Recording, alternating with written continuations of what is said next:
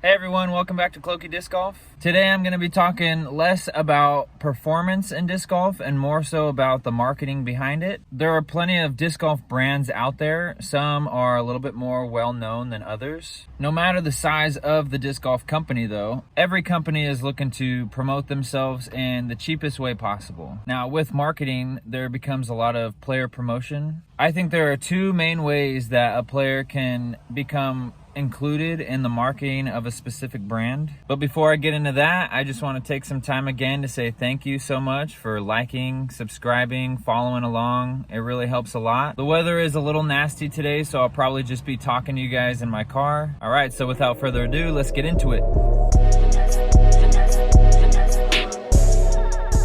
So before I get into the video, I do have a quick announcement.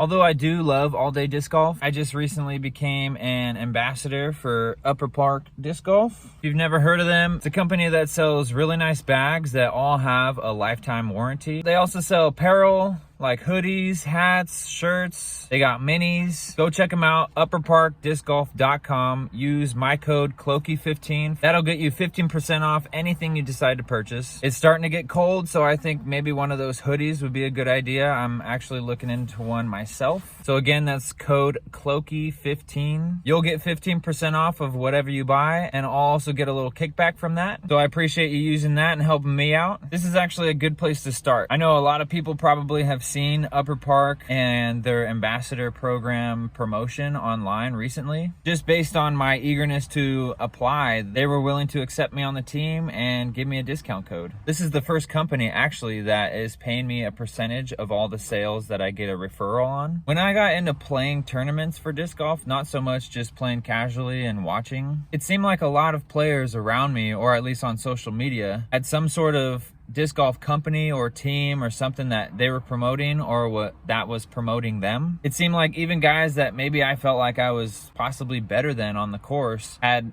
a company or a sponsorship. Now, being new to the sport, there's a lot of different companies and brands that are involved in disc golf that when you first see them, you might not know really how big a company they really are. Last year was my first full year of playing tournaments, and I was really excited to try to get some sort of sponsorship. And at the time, I thought ambassador and sponsorship was sort of the same thing. I thought that if you were ambassador, you were a sponsored player. Sometimes the two words go hand in hand, but they actually do have different meanings. For example, an ambassadorship basically means that you promote a certain company or brand through your own sense of marketing or promotions. And really all that is required out of you is to help promote the sales of these brands. You're basically just acting as a commercial maybe for these companies. Most of the time, ambassador roles don't actually have any monetary compensation for the marketing that you actually do. Now, an example of this would be a company like Wild Discs. I had become an ambassador for them last summer. Although I do like the discs that they produce, some of them are actually my go-to discs. I soon realized though that promoting them wasn't really gonna do anything beneficial to my own self. I felt like I would promote them and I wouldn't really get any self-promotion from them. It was really just me promoting to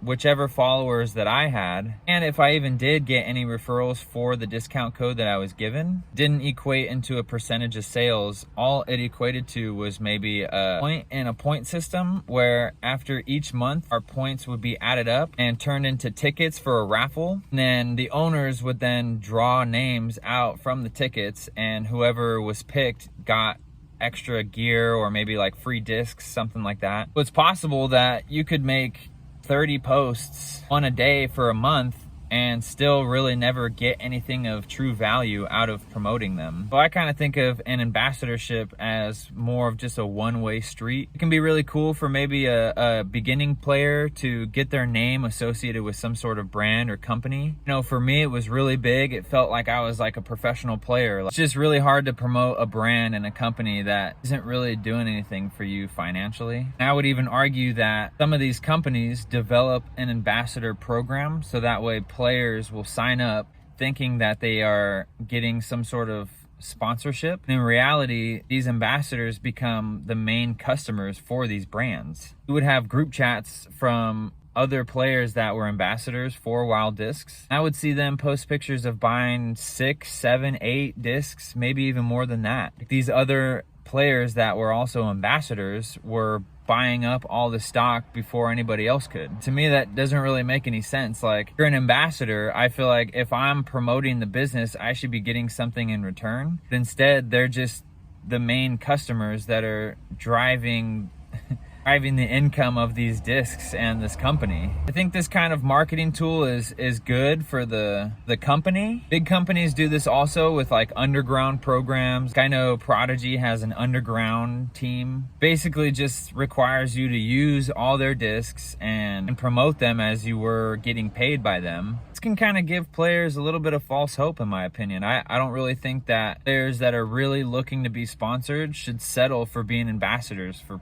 brands. I think if you're marketing yourself and making a name for yourself, you really be picky and careful about who you decide to promote and what they're actually giving you in return. It's really difficult for a lot of people to just straight up promote brands without getting any financial compensation in return. So you have ambassadors on one side of the spectrum, and on the other, there's the sponsored player. Basically, a simple Google search will tell you that a sponsorship is when an outside person or organization offers financial support for a specific sport or even an event, which then results in mutual benefits for both parties. An easy example of this would be, let's just say Innova. I've also heard of companies providing full bag of discs, maybe some apparel, and also covering like all tournament costs. This would be great. I feel like if you had all your tournaments covered and you could just keep the money that you made in your earnings, that in itself is a huge sponsorship, in my opinion. Something like that will be totally worth making your whole disc golf identity one brand. This is the goal of many players, I think, is just to be sponsored by a company, have your disc golf financial obligations covered. You didn't have to pay for discs, if you didn't have to pay for tournaments. The only thing better than that would be those two plus maybe an additional paycheck from the company. This is obviously the goal of mine and the goal of many players. That's why I'm really happy with Upper Park, because with their ambassador program, even though it doesn't take much to become a part of the program, they're still willing to give a percentage of each sale back to the player. So in this case, it is an ambassadorship, but I kind of look at it as like a hybrid ambassador / sponsorship situation. Like, all the money that you'll be making is just strictly based on how much that you're promoting. Definitely keep this video in mind for future reference. If you come across a company or a brand that says that they want you to be an ambassador, sometimes it isn't always worth it. I definitely felt like making this video, one, just to kind of clear up the ambassador /